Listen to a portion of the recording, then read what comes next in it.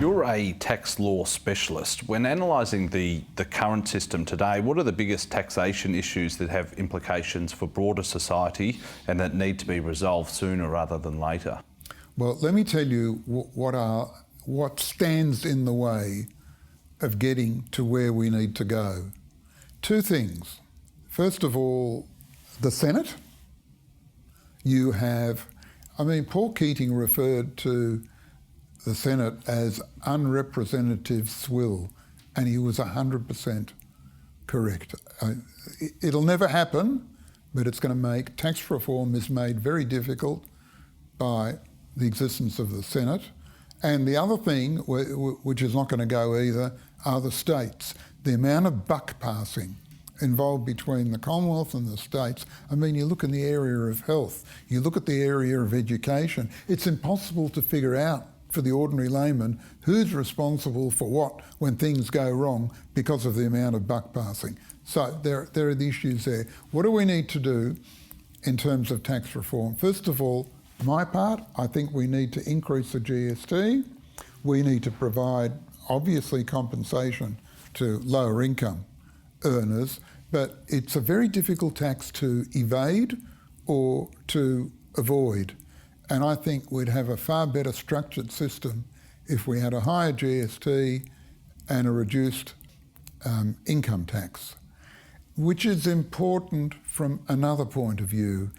It is and by the way, I think I've raised this and fundamentally reached agreement in principle with every single treasurer of the Commonwealth for God knows how long, but ultimately what they say is, well, we can't afford the revenue loss to do it. You can't have a company tax at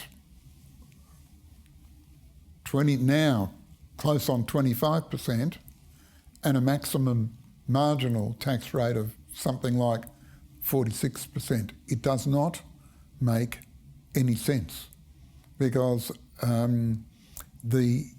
what it means is those who are doing similar things but in a different capacity are being taxed at vastly different tax rates. It's unfair, it's inequitable, it's wrong, and we're not going to have an equitable tax system until we can bring together the top marginal tax rate and the corporate tax rate.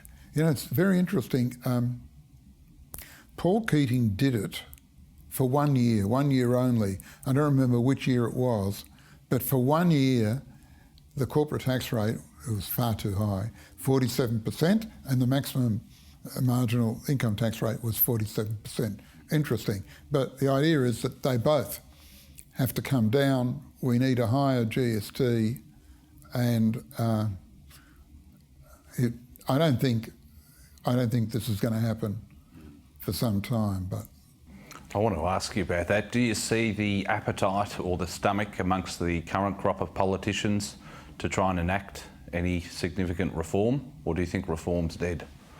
I really think to get effective tax reform nowadays, two things need to happen. I think the shape of the Senate needs to change, but somehow or other, we need to see more bipartisanship.